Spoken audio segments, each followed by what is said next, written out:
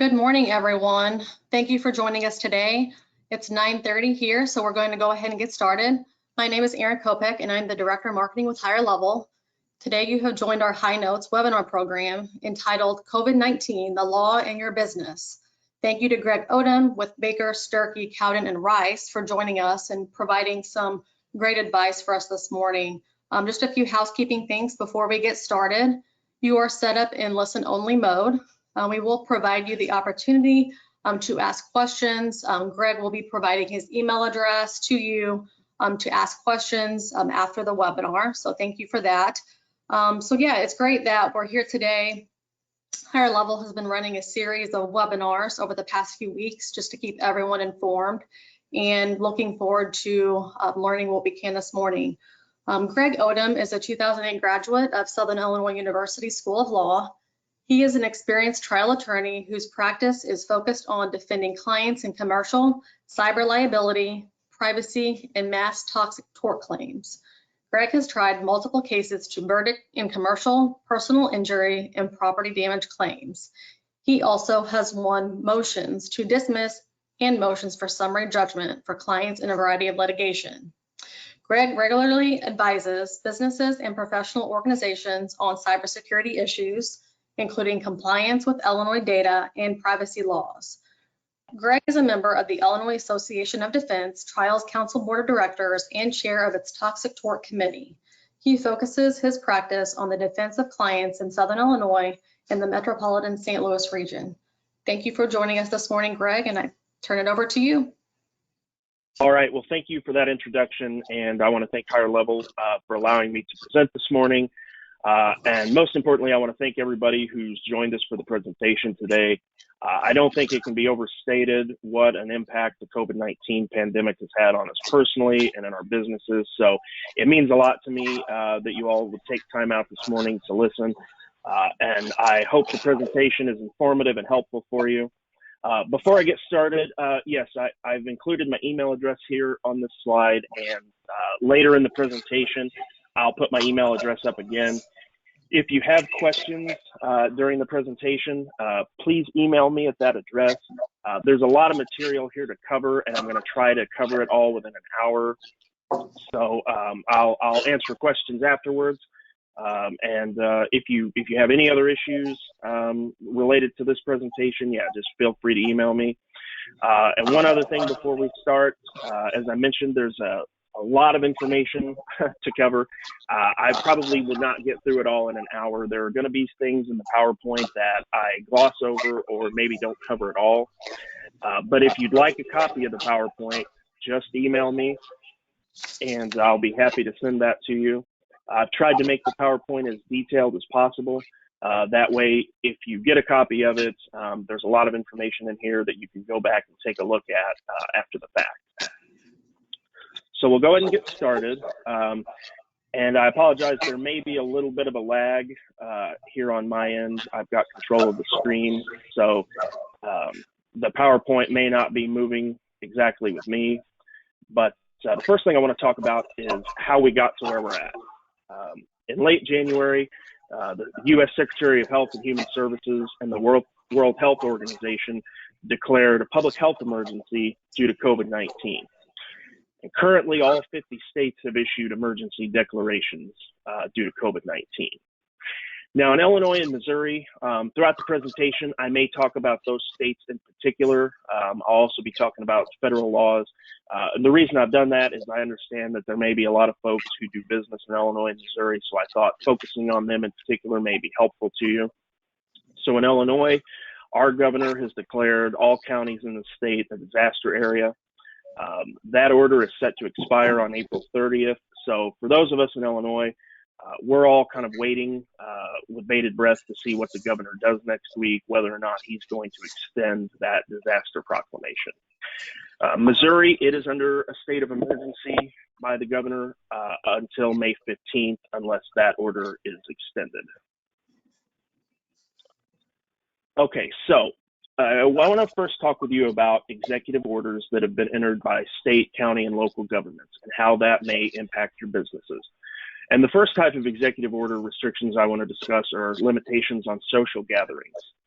Now, at the federal level, the current federal guidelines advise people to avoid social gatherings of more than 10 people. Now, as we're going to talk about at the end of the presentation, these are just guidelines, these are recommendations. This is not a law. Now, at the state, county, and local government level, as a business, you need to ask, are there any limitations in place on social gatherings? Currently, 34 states have express prohibitions on public gatherings of certain sizes. Illinois and Missouri, in particular, they have prohibited gatherings of more than 10 people. Now, you might ask, why does this matter for a business? These social gathering limitations would seemingly apply to people's personal lives, not to businesses. Well, the reason it's important for businesses is because these orders, these limitations on social gatherings could apply to business activities such as conferences, presentations, social work events such as happy hours, company picnics, company parties. And also, these limitations on social gatherings are going to impact businesses that host social and work events, such as restaurants, conference centers, and banquet halls. So now I want to talk about limitations on travel that are imposed by state and local executive orders.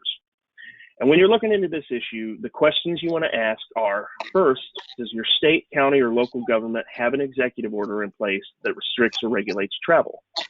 If it does, you need to ask, what are the terms of the order? Then you need to look at, are there any exceptions or exemptions in the order that allow travel under certain circumstances? And finally, you need to understand, how long is that order in effect? So let's look at Illinois as an example. So under an Illinois executive order that's currently in place, all travel is prohibited except to perform one of the following. And that's to perform essential activities, which I've included the definitions of essential activities in the order, to perform essential government functions. And if you look at the order, there are a list of different types of government jobs that are considered essential government functions. And that includes police, firefighters, first responders. The order also allows people to travel to perform what's called essential travel. And I've included the definitions of what is considered essential travel under the order. And finally, people are allowed to travel to operate essential businesses and to perform minimum basic operations. The order defines what those are, and we'll talk about those in just a few minutes. In Missouri, under the governor's executive order, individuals are allowed to travel for work, to access food, prescriptions, healthcare, and other necessities, to engage in outdoor activities, and to go to places of worship. But if you engage in these travels, you have to comply with social distancing requirements. The order also allows people to travel to access food and nutritional services from school, to take children and family members to daycare and childcare programs, and to travel to provide critical assistance at nursing homes, long-term care facilities, retirement homes, and assisted living homes. But now I want to point out here that the order prohibits people from visiting residents of these facilities. You can only travel to these facilities to provide critical assistance. Finally, the order allows travel to access what are called essential services. And I've included what types of things are considered essential services under the order. Currently, this limitation on travel is in effect until May 3rd. Okay, now let's talk about executive orders that limit business operations. And what you want to look at here is whether your state has what's called a stay-at-home order in place. Currently, 43 states have issued stay-at-home orders. But now, in addition to understanding if your state has a stay-at-home order, you also want to ask, how long is the stay-at-home order in effect? For example, earlier this week, Georgia, Tennessee, and South Carolina announced that they're going to be lifting stay-at-home restrictions on certain businesses in the immediate future, some as early as this Friday. The next thing you need to know is, does your county or local government have a stay-at-home order in place? In addition to the 43 states, there are numerous county and local government stay-at-home orders that have been enacted due to the COVID-19 pandemic. And as to why these stay-at-home orders matter to your business, well, the first reason is because these orders will dictate whether your business can remain operational, and they also may impose certain restrictions on your business. So the questions that you need to ask, or the analysis that you need to conduct with regard to stay-at-home orders, would include, first, determining if there is a stay-at-home order in place in your jurisdiction. Then you need to determine if your business is allowed to remain open under the stay-at-home order. So for example, you want to determine if your business is considered an essential business under the order. And if it's not, you then need to determine whether the order allows your business to continue performing some type of minimum function. Also, if your business is allowed to remain open under the order, you need to determine if the order imposes any type of special restrictions on your business. And we're going to talk about a few categories of businesses that are subject to those restrictions, and that includes restaurants, schools, daycares, and retail and grocery stores. Okay, so now let's turn to Illinois. Under the governor's executive order number 8, all businesses in Illinois are required to cease activities in Illinois except to do one of the following: to continue operations allowing employees and contractors to work remotely, or to maintain essential businesses. And the way the order defines essential businesses is it lists the following 4 categories as being essential businesses. And under each category, there are a list of specific businesses. And then finally in the order, there's what I call a catch-all provision. And that's a list of different types of businesses that don't fall within one of these 4 categories, but that Illinois considers to be an essential business. Now, for all other businesses in Illinois, for those that aren't considered essential, they have to close except to perform what are called minimum basic operations. And the order defines minimum basic operations as the minimum necessary activities to maintain the value of the business's inventory, to preserve the condition of the business's property, to ensure security, and to process payroll and employee benefits. The order also defines minimum basic operations as the minimum necessary activities to allow employees to work remotely.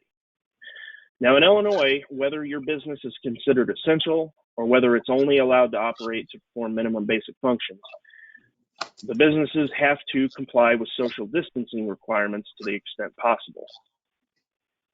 And in Missouri, businesses are allowed to remain open if they employ essential workers.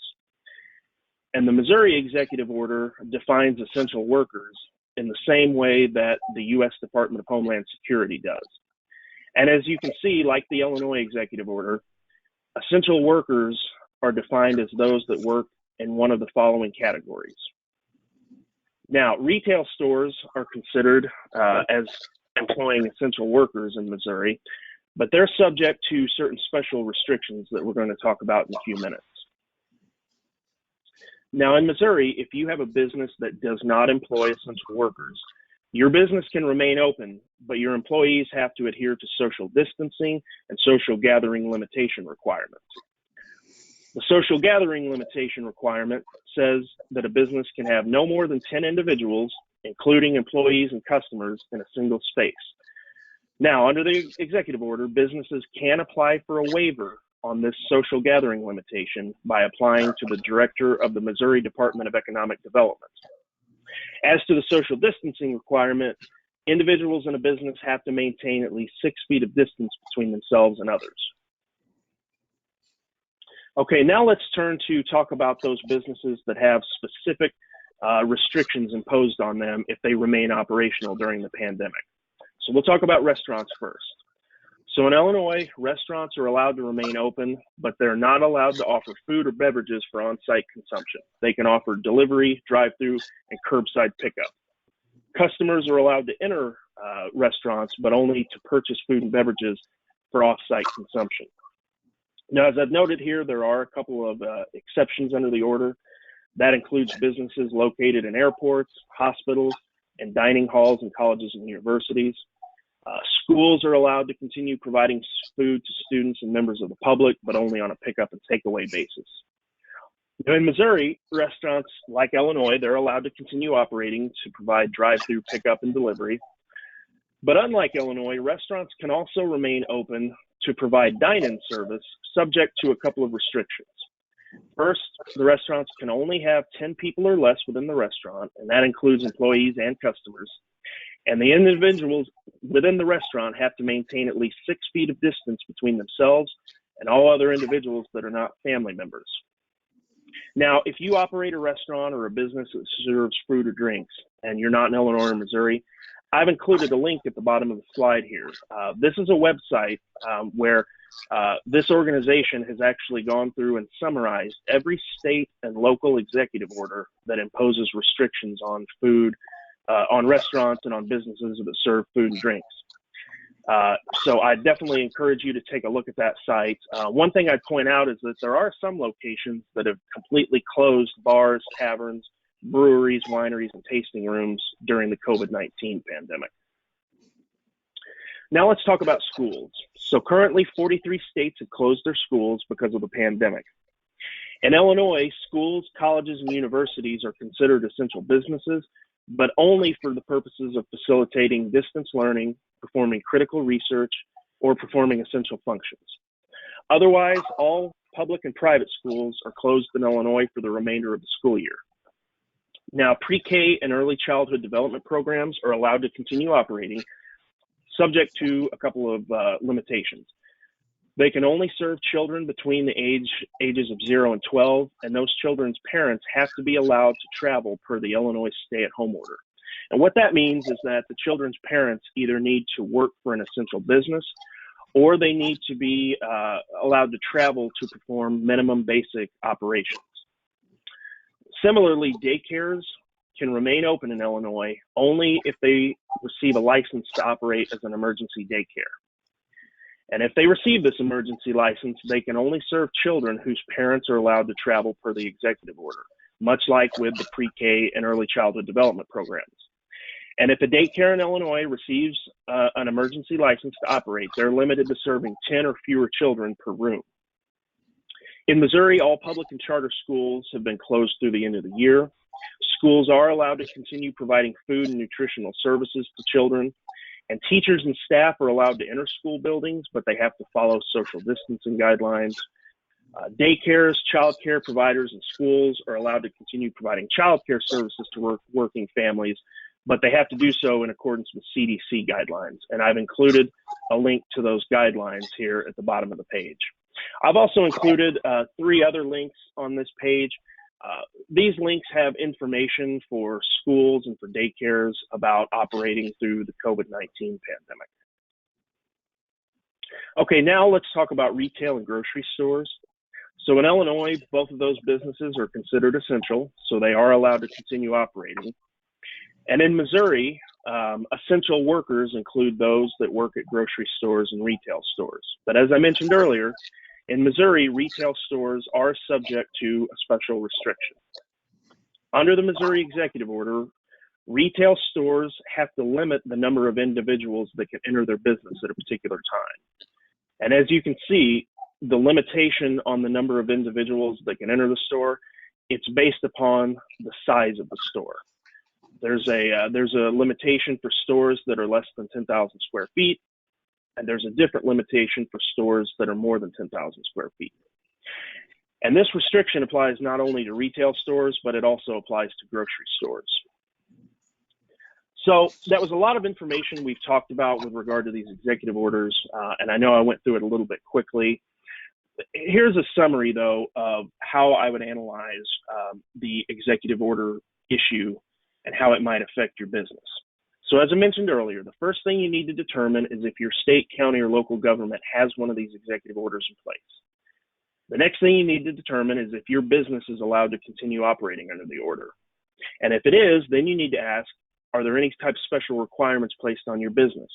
For example, we've talked about special restrictions placed on restaurants, daycares, and grocery and retail stores. And in Illinois, we talked about the fact that businesses that aren't considered essential are still allowed to perform minimum basic operations. And finally, if you're allowed to continue operating under an executive order, most likely you're going to have to continue complying with social distancing requirements, both for your employees and for your customers. Okay. Now, one last restriction on businesses that I want to discuss with you comes from the federal government. And this stems from what's called the Families First Coronavirus Response Act, the FFCRA. This law went into effect on April 1st, and the requirements expire at the end of the year. This applies to all employers with fewer than 500 employees and to all government employers. And under this act, employers have to post a required notice in a conspicuous place on its premises. And I've included a picture of what this notice looks like. And you can access this notice from the Department of Labor's website. Now, employers can satisfy this notice requirement by posting the notice on a website, on an employee information website, or by emailing or directly mailing the notice to its employees. Now let's shift gears and let's talk about operating your business during the COVID-19 pandemic. And what I've done here in the PowerPoint is I've included links to different informational pages that have been prepared by certain government entities. I would highly recommend that if you haven't already looked at these, take a look at these. There is a lot of good information on these pages. I, in fact, took a lot of information from these pages to prepare this PowerPoint. Okay, now when we talk about operating your business during the pandemic, one thing that's probably of utmost concern to businesses is how are you going to remain in business? How are you going to pay your expenses? How are you going to pay your employees? So for purposes of time, I'm not going to go through each of these programs, but I wanted to point out that most states have enacted programs to help small businesses continue operating during the COVID-19 pandemic. And for example, here I have included different programs that Illinois has implemented to assist small businesses. And then I've also included information about Missouri programs. And we may have a little bit of a lag here. There we go. Oh, let me go back.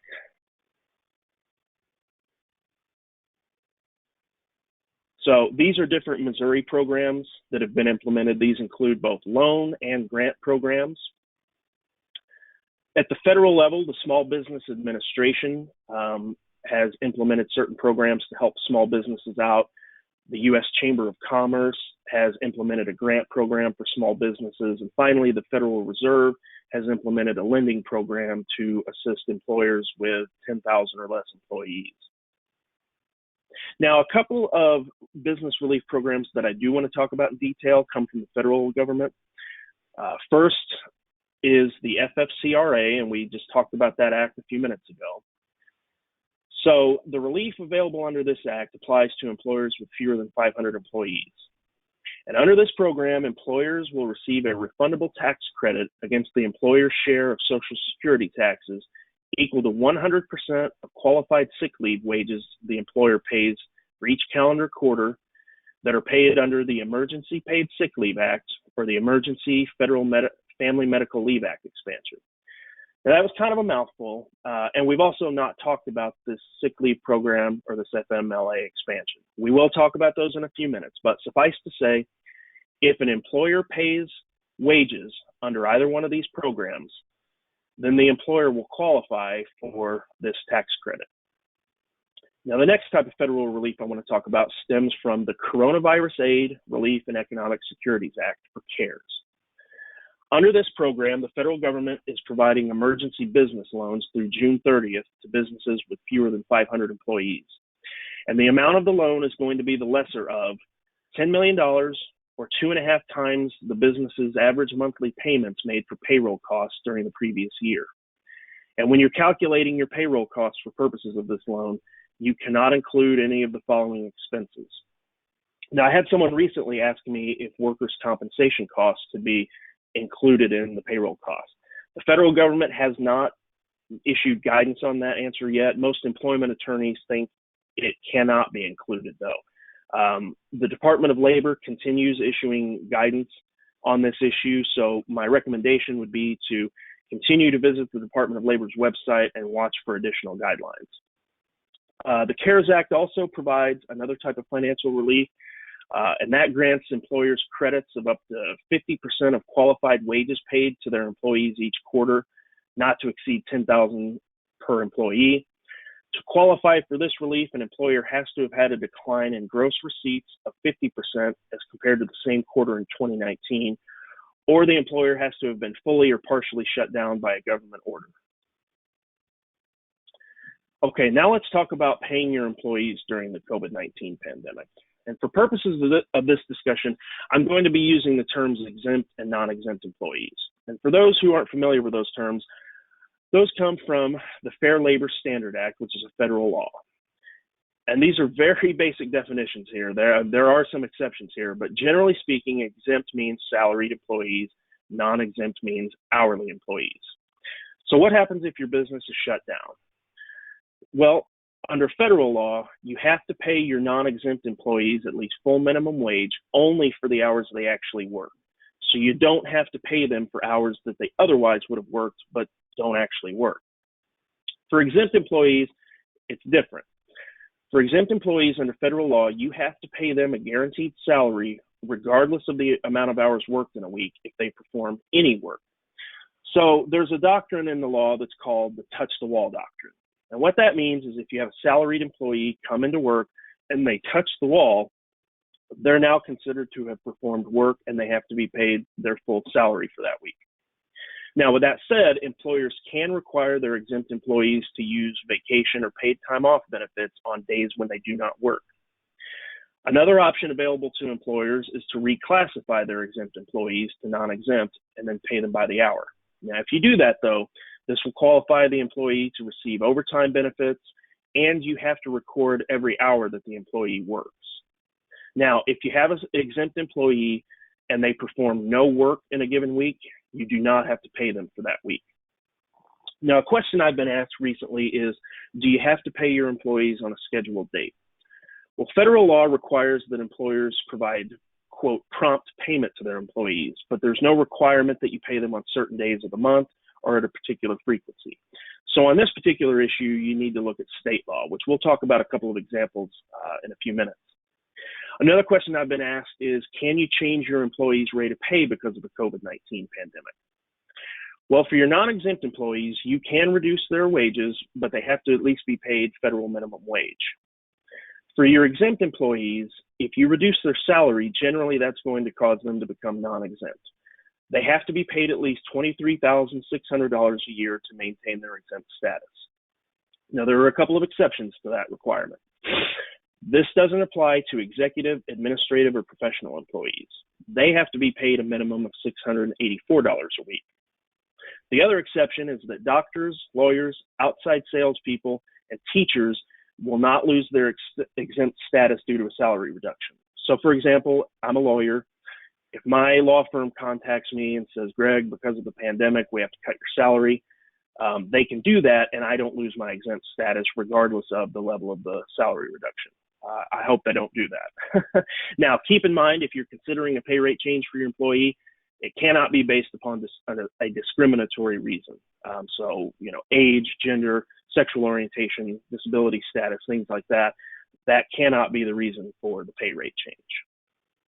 Now, a couple of other things with regard to reducing the salary of your exempt employees under federal law.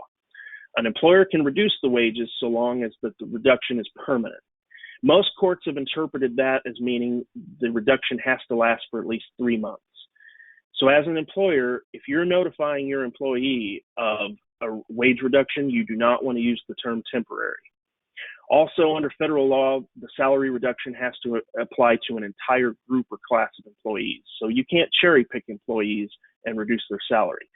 So, for example, if you have a department with 10 people in it and you want to impose a salary reduction, that reduction needs to apply to that entire department and not just one or two of the employees within the department.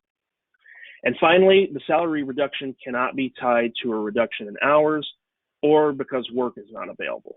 So the way I explain this requirement to clients is that you want your salary reduction not to be retrospective, meaning you don't want it to be because of something that's happened in the past. So if you had a bad quarter and your revenue was down last quarter, you don't want that to be the justification for your salary reduction. Rather, you want it to be prospective, meaning you're looking forward. You're looking forward and you're estimating what your business's needs are going to be in the future, and that's the reason that you're making the salary reduction. Okay, now let's look at Illinois law for an example on compensating your employees.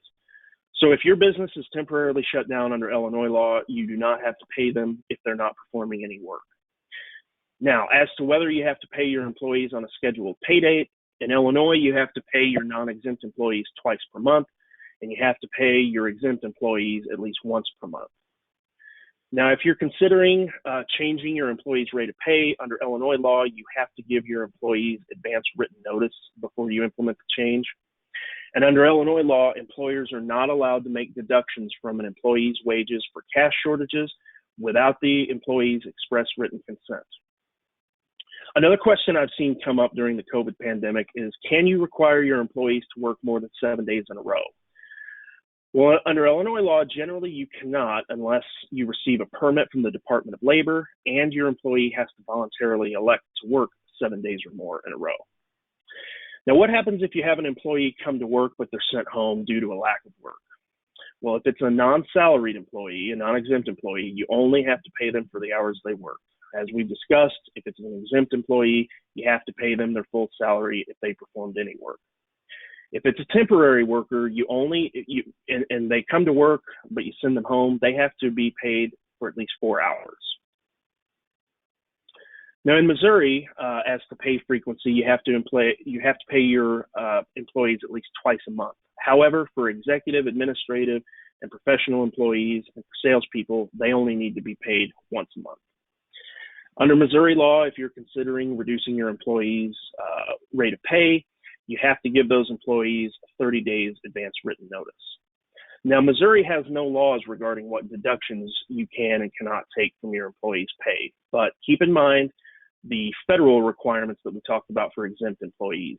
If you reduce their salary below a certain wage, they may become non-exempt. And for your non-exempt employees, you cannot reduce their pay to below minimum wage. Okay, now let's shift gears and talk about protecting your workplace during the COVID-19 pandemic. Now, generally speaking, the Americans with Disability Act prohibits employers from asking their employees about their health and medical conditions. However, the Pandemic Preparedness in the Workplace Act and certain EEOC guidelines do allow employers to inquire about their employees' potential infection with COVID-19 and travel to COVID-19 hotspots. So let's look at what you can and can't do as an employer.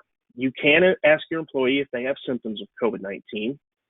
You can inform your employees if there's a risk that they've been exposed to COVID-19 in the workplace, but you have to maintain the confidentiality of the person who may have exposed them. You can require your employees to inform you of their out-of-state travel plans. You can request that they inform you if they or family members are planning to or have traveled to a COVID-19 hotspot. But now, as the family members, you cannot inquire into the medical condition of your employees' family members. You can encourage your employees to be tested for COVID-19. You can send your employees home and prohibit them from working if they exhibit symptoms of COVID-19, if they've been exposed to someone confirmed to have COVID-19, or if they have COVID-19. And finally, you can prohibit your employees from working for 72 hours after they're symptom-free without the use of fever-reducing medicine, and for 7 days have passed since their symptoms first appeared, for 14 days after the employee has been exposed to someone confirmed to have COVID-19, for 14 days after the employees return from travel to an area with a COVID-19 outbreak, and until an employee confirmed to have COVID-19 has been cleared to work by their healthcare provider. Now, when we talk about workplace safety, let's talk about OSHA. So currently, OSHA has not issued any rules related to COVID-19. What it has done is provided a guidance document for employers, and I've included a link to that guidance here on the slide. According to OSHA, it's going to make enforcement decisions regarding COVID-19 under the General Duty Clause of the OSHA Act. Now, under these guidelines, OSHA has outlined steps that employers can take to reduce their employees' risk of being exposed to the coronavirus.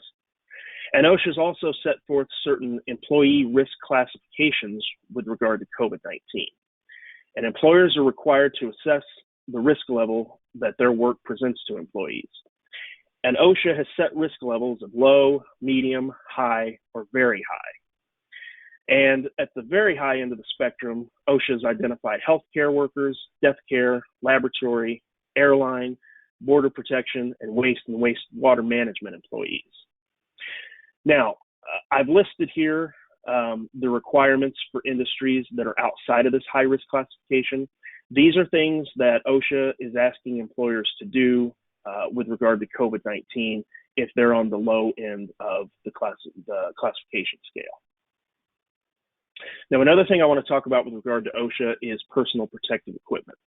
So there are a couple of different OSHA regulations that may be at issue for an employer because of the COVID-19 pandemic. And one of those is the requirement that it's the personal protective equipment standards, and that requires the use of gloves, eye and face protection, and respiratory protection when job hazards warrant doing so.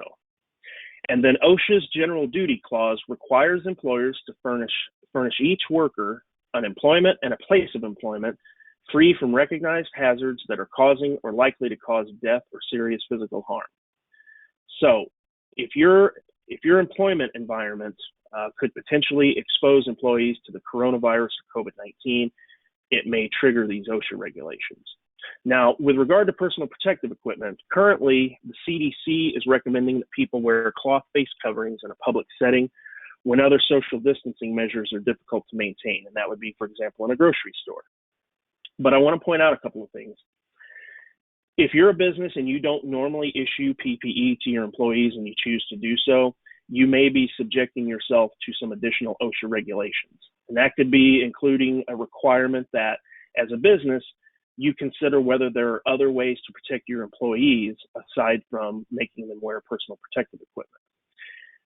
Also, if you do so, your employees may have to undergo additional training pursuant to OSHA.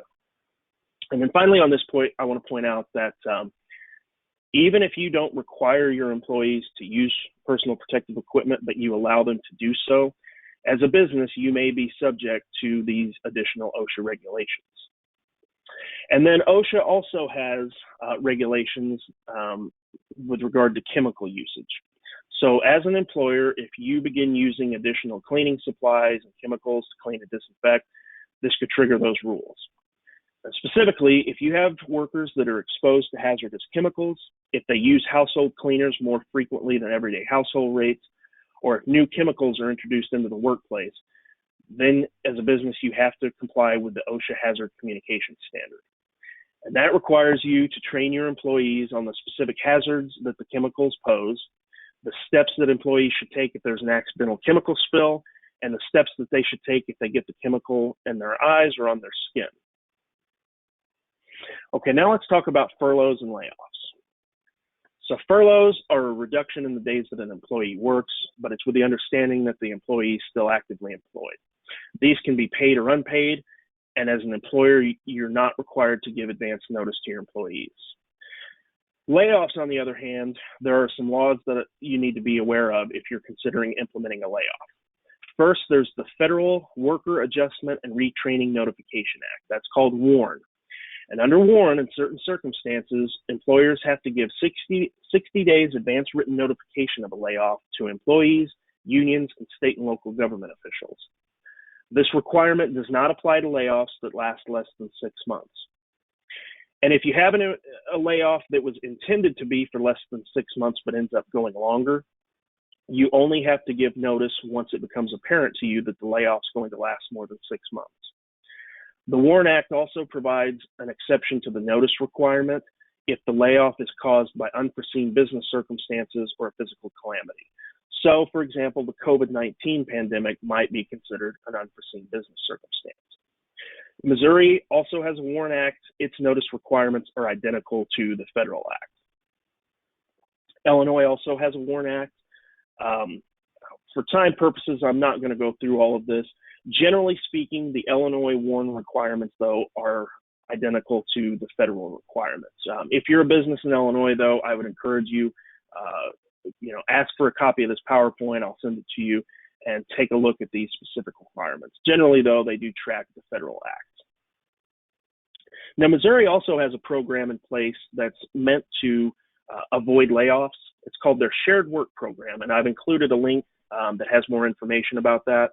And the way this works is that as an employer, if you have a work shortage and you have in a specific department, Rather than laying off people within that department, what you would do is you would reduce everyone's hours in the department, and then you would spread what work is available amongst those employees.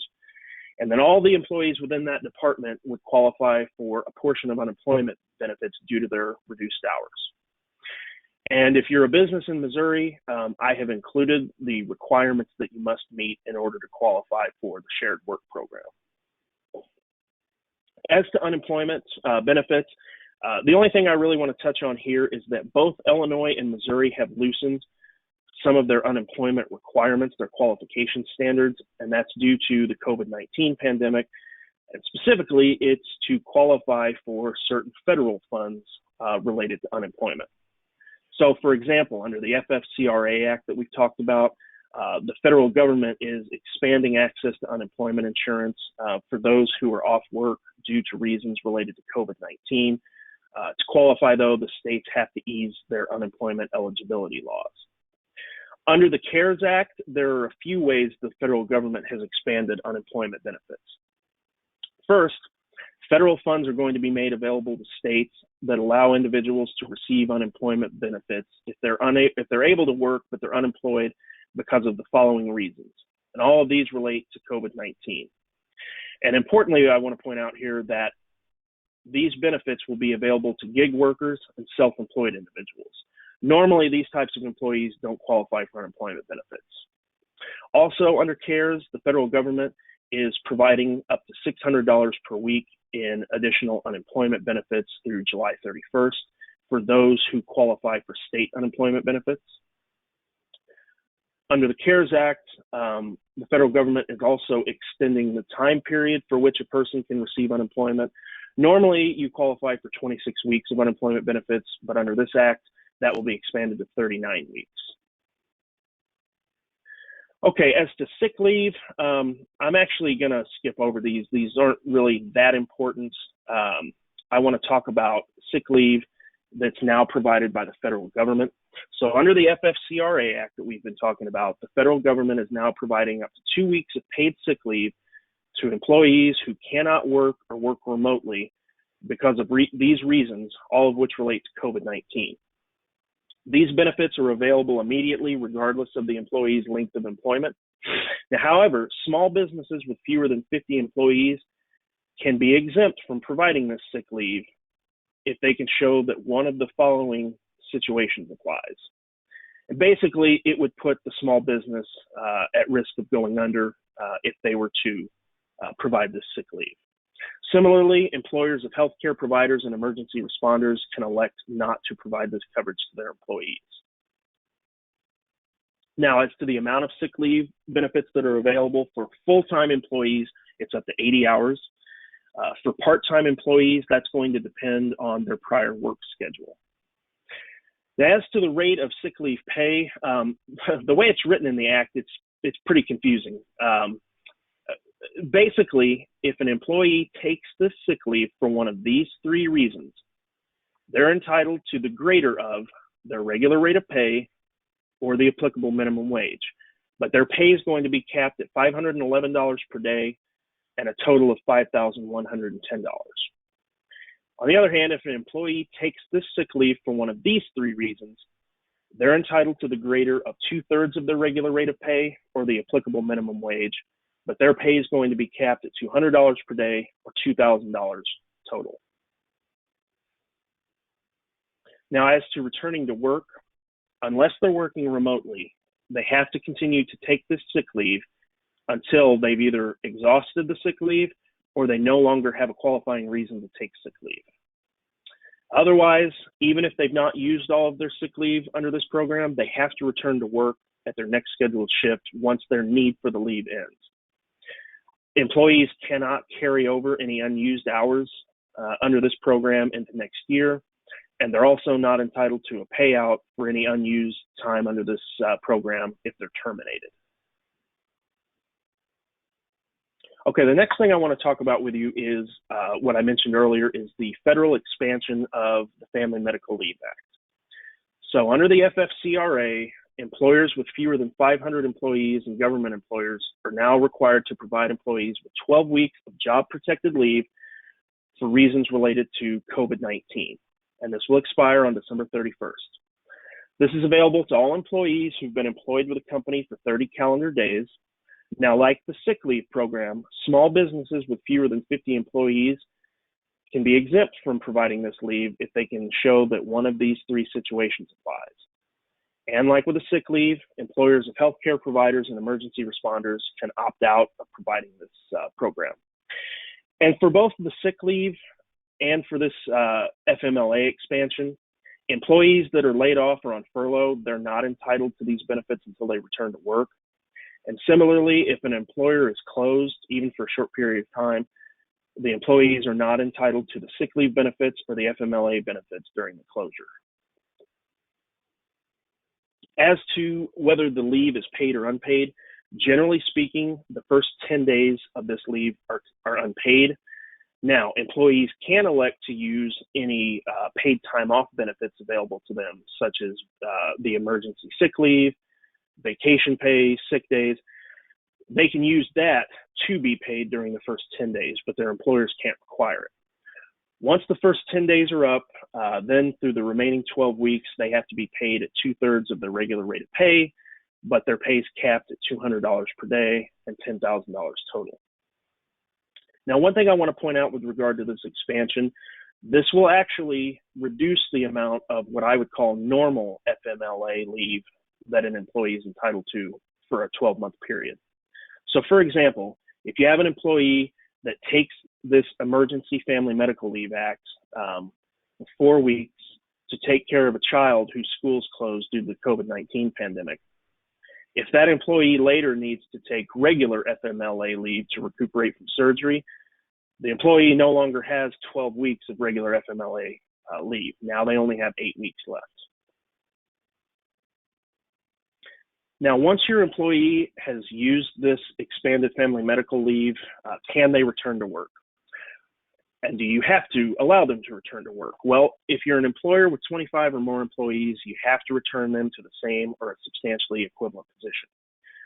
If you're an employer with less than 25 employees, you do not have to allow them to return to work, only if these following conditions are met. First, the employee has to have taken this leave to care for their child because their school or the place child care has been closed, or their child care provider is unavailable due to COVID-19 as declared by a federal, state, or local government. So, for example, in Illinois or Missouri, the governor's declarations of a disaster because of COVID-19. Another qualifying condition here is that the position held by the employee when they started their leave no longer exists, and that has to be due to economic conditions or other changes that affect employment and that are caused by a public health emergency. Finally, the employer also has to make reasonable efforts to restore the employee to an equivalent position, but was unable to. And if the employer makes these reasonable efforts, but is unable to restore the employee to their position, they have to contact the employee if an equivalent position becomes available for a period of 1 year. Okay, for purposes of vacation pay, again, I don't think it's critical that we talk about that today. It's something that I would encourage you to look at, though, if you get a copy of the PowerPoint. And with that said, this is my email address. So if you have questions of anything that we've talked about today, or if there's something that we haven't talked about that you're curious about with regard to COVID-19, please email me. If you'd like a copy of this PowerPoint, email me. I'd be more than happy to share that with you. So I'll give you just a second here if you do want to email me.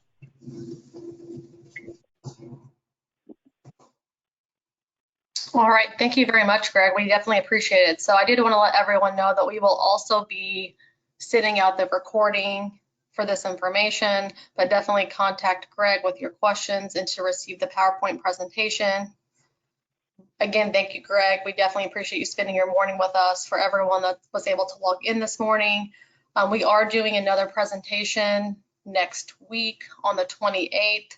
And this, we will be covering basically the impact of COVID-19 on Illinois and Missouri workers' compensation. So Please feel free to email me directly, hello@higherlevel.com, if you want to make sure you're added to that list to receive that registration link, and we will be happy to have you continue to join us for this information. Thank you again, Greg.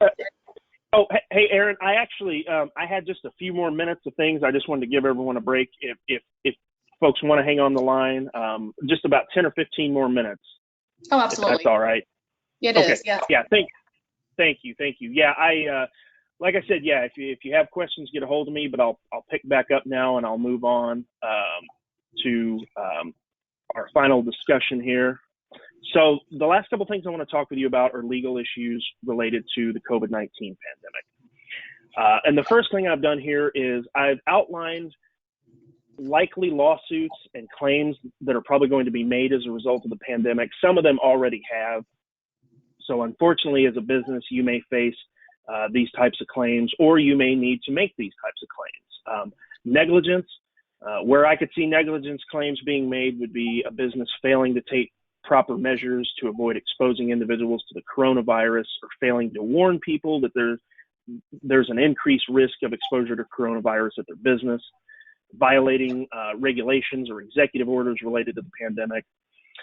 Certainly breach of contract, I can definitely see there'll probably be an increase in those claims where you have businesses that are shut down or they're no longer able to perform their contractual obligations. Employment law claims, what we're likely to see here will be wage disputes if you've reduced an employee's salary or their wages. Improper layoff procedures, as we talked about, the WARN Act, both at the federal level and at the state level, if you've not followed those. And then finally, discrimination claims related to layoffs or furloughs. We're already seeing a lot of insurance coverage lawsuits being filed. And what that involves is businesses seeking insurance coverage either because of an interruption in their business operations or because they're unable to meet their contractual obligations. And then finally, workers' compensation claims. We may see claims by employees who are seeking work comp benefits if they develop COVID-19. So working remotely, I want to talk about a few legal considerations to keep in mind if you're allowing your employees to work remotely. Now, you're allowed to encourage or require your employees to work remotely under federal law as an infection control or prevention strategy. Now, keep in mind, if you allow your employees to work remotely, you may be setting a precedent for future situations, and that's in regard to the Americans with Disabilities Act. That generally requires that employers provide feasible accommodations to employees with disability. Now, the ADA does acknowledge that particular accommodations may impose an undue hardship under different circumstances. So, for example, if you're allowing your employees to work remotely now during the pandemic, under the ADA, you may be able to argue that that's not a feasible accommodation under different circumstances once the pandemic has passed. If you allow your employees to work remotely, if they're non-exempt employees, you still have to maintain records of every hour they work. And let's say if you have your employees working remotely and they incur certain business-related expenses to do so. Well, under federal law, those expenses cannot reduce their pay below minimum wage in a given work week. So if they go out and buy supplies to enable them to work from home, and that would drop their pay below minimum wage, you have to reimburse them up to the point of minimum wage. Missouri, there you can very similar. You can deduct their wages for certain work-related expenses, so long as that does not reduce their pay below minimum wage. Illinois is a little bit different. There, employers have to cover all reasonable and necessary business expenses incurred by their employees, and that's regardless of whether the expenses reduce their pay below minimum wage. So basically, if they incur necessary business expenses to work remotely as an employer, you're likely going to be obligated to reimburse for those expenses. Okay, we a few minutes ago talked about insurance coverage lawsuits that have arisen due to the COVID-19 pandemic. One of the most frequent claims we're seeing so far are under business income and business interruption policies. And what the policyholders are seeking there is insurance coverage if they've lost income due to the pandemic or due to a stay-at-home order, or if they're not able to continue operating because of the pandemic. Now, unfortunately for businesses, most of these policies require that their damage, the business's damage, be caused by a physical harm that's evidenced by changes in physical characteristics that require repair. So that most likely is not going to encompass a disease like COVID-19. Similarly, commercial general liability coverage. Let's say that your business is sued for one of the reasons we talked about earlier, failing to warn people about an increased risk of exposure to the coronavirus, or failing to take proper measures to prevent people from being exposed to the coronavirus. Well, when you're sued in this type of lawsuit, generally you would turn that claim in to your CGL carrier, and they would provide coverage, for example, for a personal injury. However, like with the business income and business interruption coverage, most of these policies have exclusions that preclude coverage for an infection like COVID-19. And similarly, most liability, umbrella, and excess policies actually have what's called a communicable disease exclusion, and that's probably going to prevent you from being covered for claims related to COVID-19. As to work comp, most of those policies also exclude coverage for communicable and contagious diseases. If you had an employee that was seeking coverage under a work comp policy, what they would have to show is that their COVID-19 arose out of and occurred in the course and scope of employment.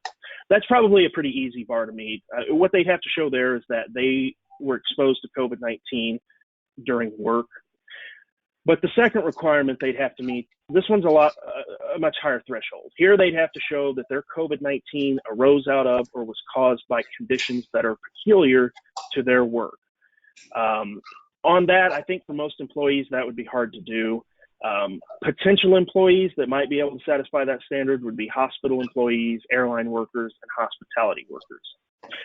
Now, Missouri has expanded their work comp coverage to include police, firefighters, and first responders if they're diagnosed with COVID-19 and they're quarantined. As to price gouging, there's no federal law on this issue. Illinois, under a executive order, they have prohibited increasing the selling price of goods or services that are intended to assist in the prevention or treatment of COVID-19. Illinois also has a price gouging law on gasoline during gas shortages, but from what I've read this week, I think we're in the opposite of gas shortage. It seems like they'll be giving it away pretty soon. So I don't think that law will apply right now. Missouri has a price gouging law that prohibits businesses from substantially raising prices for necessities of life during an emergency. And I've listed out the example of what those necessities of life are.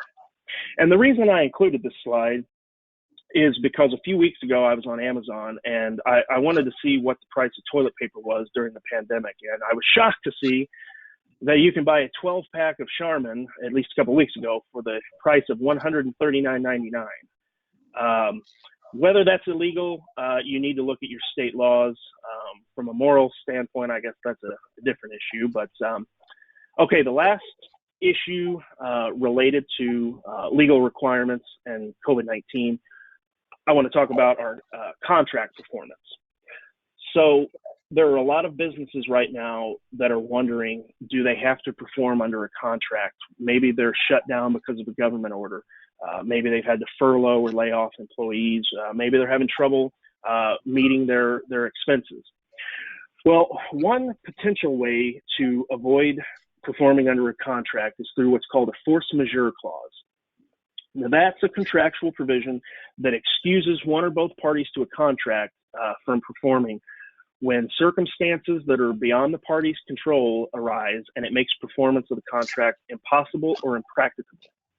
Now, to determine if you or maybe a party to a contract that you're in can rely on a force majeure clause to avoid performing, what you need to do first is make sure that your contract has a force majeure clause. If it doesn't, then obviously you can't rely on that. If it does, now you need to look at the specific language of the force majeure clause, because courts typically interpret these clauses very narrowly, because under the law, there's a preference to hold parties to the terms of their contract and to require them to perform. So what you want to be looking for is, does your force majeure clause include language like a disease, epidemic, pandemic, quarantine, act of government, or state of emergency? If it does, then that probably would apply to the COVID-19 pandemic. Now, if it doesn't, then you want to look at if your clause uses the phrase act of God. Now, I'll tell you, under the law, it's unclear whether the COVID-19 pandemic is going to qualify as an act of God. As you can see under Missouri law, it probably wouldn't, because Missouri defines an act of God as something that does not involve the participation of man.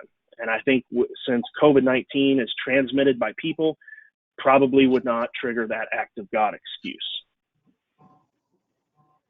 Okay, another way that parties to a contract can potentially avoid performing is through what's called the frustration of purpose defense. And a frustration of purpose occurs when there's a change in circumstances that were not foreseeable at the time the parties entered into a contract. And that change in circumstances makes one party's performance virtually worthless to the other. So it frustrates the entire purpose of making the contract. So I'll give you an example. Let's say that you have a company that owns a store, and they enter into a contract to buy the adjoining building because they want to add an addition to the store. So after the contract's made, but prior to the closing date, the store burns down. Well, now that adjoining building is worthless to the company. They're not going to build an addition because they don't have a store anymore. That's a frustration of purpose, and that would allow the parties to not perform under the contract. To rely on this defense, what you have to show is that the frustrating event was not reasonably foreseeable to the parties at the time they made the contract, and the frustrating event has to destroy or nearly destroy the value of performance or the object or purpose of the contract. In other words, this frustrating event has to make the contract pointless to at least one of the parties. Now, under the law in most states, economic hardship, such as an increase in the cost of performing under the contract, that's not a sufficient basis for a frustration of purpose defense. So just because it now costs more for you to perform under the contract, that doesn't excuse you from performing. And Missouri's taken a particularly hardline approach on the frustration of purpose doctrine. There are several Missouri courts that have said the frustration of purpose doctrine applies only when the unforeseen circumstances caused either by an act of God, by a law, or by the other party to the contract. So I'll give you an example of a case from Missouri. There was a contractor that had received 3 loans from the Carpenters Union. This was before the Great Recession in 2008, 2009 happened. Well, after the Great Recession happened, that contractor argued that the recession constituted a frustrating purpose, and it should have relieved the contractor of repaying its loan. Well, the court found that the Great Recession was not an act of God. It wasn't an event that was caused by a law, and it wasn't caused by the other party to the contract, the Carpenters Union. Therefore, the contractor was not excused from performing. Now, something businesses can consider during the COVID-19 pandemic to protect them is entering into what's called a standstill agreement. A standstill agreement allows parties to place what's called a legal freeze on a commercial relationship. And the way this would work is a creditor, so the party who's owed money, they'll agree not to take legal action against the debtor for a certain period of time. The debtor, the person that owes the money, they'll agree not to engage in any abnormal business activities that could jeopardize their business assets. And I've included a link here to a model standstill agreement that the American Bar Association has prepared. And this is something that businesses can use that's specific to the COVID-19 pandemic. Okay, last thing I want to talk with you about, and I appreciate everyone's patience today, the relationship between the state and federal government, because there have been a lot of questions about which entity can do what. So in March, the president declared a national emergency pursuant to the Stafford Disaster Relief and Emergency Assistance Act. Now, that frees up federal funding to combat the COVID-19 pandemic, but this does not allow the federal government to directly intervene in the crisis response of the state. And similarly, in March, the president extended the federal voluntary social distancing guidelines until the end of this month. But it's important to understand these are recommendations. This is not federal law. This is not a law that governs the states. These are just guidelines. So as to the relationship between the federal government and states, it's governed by the U.S. Constitution. The federal government is granted only those powers that are expressly given to it in the Constitution. So the Constitution lays out in detail what powers are given to the federal government. All other powers are retained by the states, and those are called the police powers. Now, it is true, federal law is supreme to state law. So if you have a federal law that's enacted pursuant to the U.S. Constitution, and that law runs counter to a state or a local rule, then federal law will prevail. But otherwise, the federal government and state governments are independent entities. So the federal government cannot coerce states into taking actions to suit federal policy preference. So therefore, as an example, the federal government can't compel state or local officials to enact different rules on social distancing. And it's unlikely that the federal government can override states on issues such as shelter-in-place requirements. And then the last thing I want to talk about with regard to state and federal governments is whether the federal government can issue a national quarantine. That question has been raised repeatedly during this pandemic. Well, under the Constitution and under federal laws, there's no law or constitutional provision that expressly grants the federal government the power to quarantine the country. This issue hasn't been tested in the courts in modern times. Historically speaking, courts have ruled that the authority to order quarantines within states rests almost exclusively with the states. The federal government, on the other hand, it does have the authority to regulate international travelers, which I think earlier this week, the president implemented an immigration ban temporarily. And the federal government also has the power to regulate travel between states. So as an example, in Missouri and Illinois, the federal government cannot control people's travel within the states. It can, however, regulate travel between those two states. Finally, the federal government does have the power to quarantine specific individuals, for example, if they pose a health risk due to COVID-19. So with that said, again, I appreciate everyone's patience today. I appreciate Higher Level letting me give this presentation. I appreciate everyone listening and joining today. If you have any questions, feel free to email me. Otherwise, stay safe and healthy, and have a good day. All right, thank you very much, Greg, and thank you everyone for spending your morning with us. Keep an eye out for the recordings and further information on what Higher Level will be doing in the upcoming weeks. We definitely appreciate it, and have a great rest of your day.